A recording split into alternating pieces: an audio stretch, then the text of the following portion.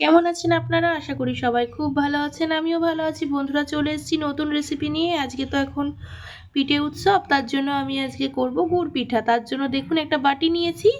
এবার বাটিতে পরিমাণ মতো প্রথমে নিয়ে নিচ্ছি একটু চালের গুঁড়ি নিয়ে নিচ্ছি, সমপরিমাণ একটু আটা নিয়ে নিচ্ছি, সমপরিমাণ একটু নুন নিয়ে নিচ্ছি। দেখুন এটাতে পরিমাণ মতো একটু গুড় নিয়ে নিচ্ছি। দেখুন দিয়ে ভালো করে মিক্সড করে একটা ব্যাটার তৈরি করে দেখুন আমাদের ব্যাটারটা ঠিক এইভাবে করে নিয়েছি। খুব পাতলাও না, খুব ঘনও না।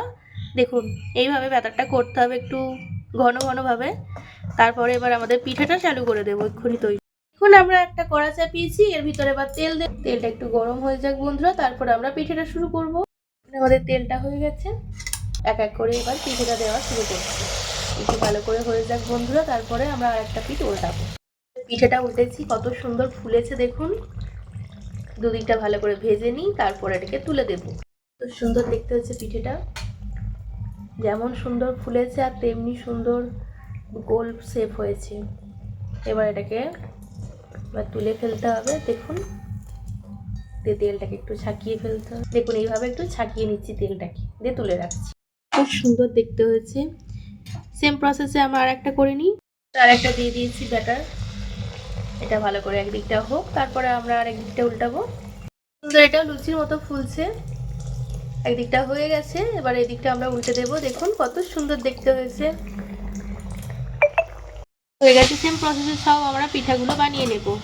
দেখুন এই পিঠাটা আরো সুন্দর ফুলেছে, পুরো একদম লুচির মতন ফুলেছে। দেখতে কত সুন্দর লাগছে দেখতে।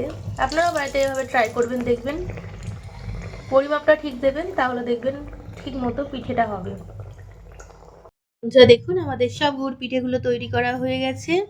এবার একটা থালাতে তুলে রেখেছি আর পরিবেশনও করে দিয়েছি। বলুন আমাদের পিঠেগুলো কেমন হয়েছে, অবশ্যই আপনারা কমেন্ট বক্সে জানাবেন। ভিডিওটি ভালো লাগলে চ্যানেলটি সাবস্ক্রাইব করে পাশে থাকুন বন্ধুরা। ভিডিওগুলো সবাইকার কাছে শেয়ার করে দিন। আর বিনামূল্যে এরকম সুন্দর সুন্দর রেসিপি পেতে অবশ্যই আমার চ্যানেলটিকে সাবস্ক্রাইব করে তো রাখতেই হবে বন্ধুরা। সবসময় আমার পাশে থাকুন, আমিও আপনাদের পাশে সবসময় আছি। আর এই পিঠে পার্বণের সময় আপনারা কে কী পিঠে খেতে ভালোবাসেন অবশ্যই জানাবেন আমাকে। সবাই সবাইকার পাশে থাকুন সবাই, তাহলে আমরা খুব সহজে এগিয়ে যেতে পারবো, নিজেদের লক্ষ্য জয় করতে পারবো, নিজেদের সব ইচ্ছা পূরণ করতে পারবো। ততক্ষণে আপনারা খুব ভালো থাকবেন, সুস্থ থাকবেন, সাবধানে থাকবেন।